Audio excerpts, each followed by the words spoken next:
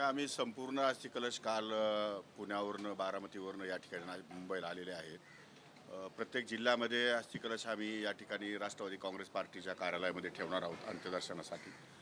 आणि त्यानंतर विधिवत त्यांची आम्ही या ठिकाणी विसर्जन करणार आहोत त्या नद्यांमध्ये, त्या जिल्ह्यांच्या मुख्य नद्यांमध्ये. आणि काही ठिकाणी अजून शोकसभा सुरू आहेत. काही ठिकाणी अजूनही लोक या ठिकाणी दादांच्या संदर्भामध्ये खूपच डिस्टर्ब आहे. त्यामुळे शोकसभाही चालू आहेत. आणि या सगळ्या गोष्टीमध्ये आम्हाला जिथे जिथे शक्य आहे तिथे ते 36 जिल्ह्यामध्ये आम्ही या ठिकाणी तो कलश त्यांचा पाठवणार आहोत पदाधिकाऱ्यांमार्फत. अजित पवार आज आपल्यामध्ये हयात नाही, परंतु राष्ट्रवादी एकत्रित करण्याच्या संदर्भात सातत्यानं शरदचंद्र पवार पक्षाच्या नेत्यांकडून वक्तव्य येताना पाहायला मिळतात. आत्ताच तुम्ही मला एक समजत नाही, मीडिया वारंवार मर्जर ह्या गोष्टीवर का चर्चा करते, किंवा विरोधक या ठिकाणी किंवा अजून कोणीही मीडियासमोर येऊन मर्जरवर का चर्चा करतं.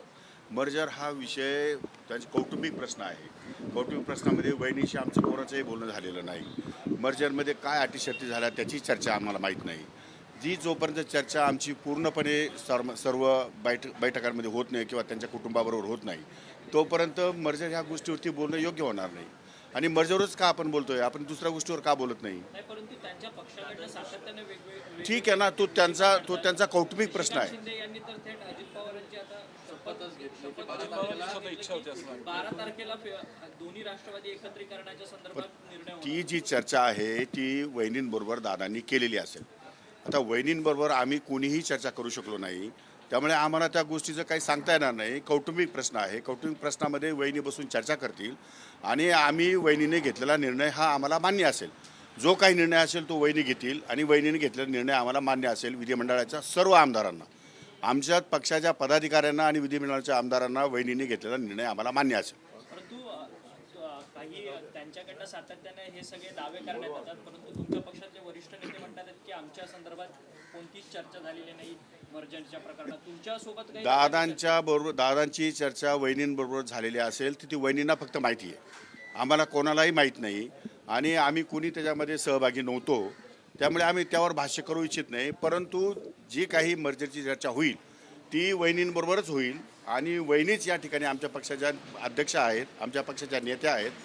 त्या निर्णय घेतील, जे निर्णय घेतील ते निर्णय आम्ही मान्य करू. पियुष गोयल यांचं एक वक्तव्य समोर आलं आहे, ज्यांनी राष्ट्रीय अध्यक्ष फक्त आणि फक्त सुनेत्रा पवारच होणार. दुसरा राष्ट्रीय अध्यक्ष आमच्याकडे होणार नाही. सगळे पक्ष एकत्र आले तरी सुनेत्रा पवार राष्ट्रीय अध्यक्ष राहतील. राज ठाकरेंनीच या संदर्भात ट्विट केलेलं होतं काल की रांगड्या मराठी मातीतला पक्ष आहे, त्यामुळे या पक्षाचा अध्यक्ष हा पटेल. सुनेत्रा पवार सोडून, वहिनी सोडून दुसरा अध्यक्ष होणार नाही.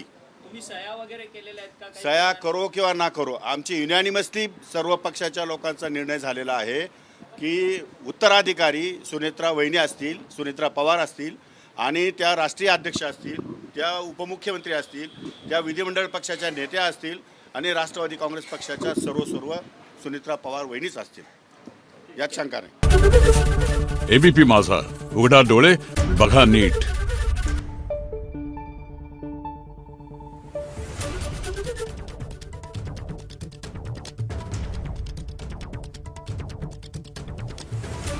Thank you.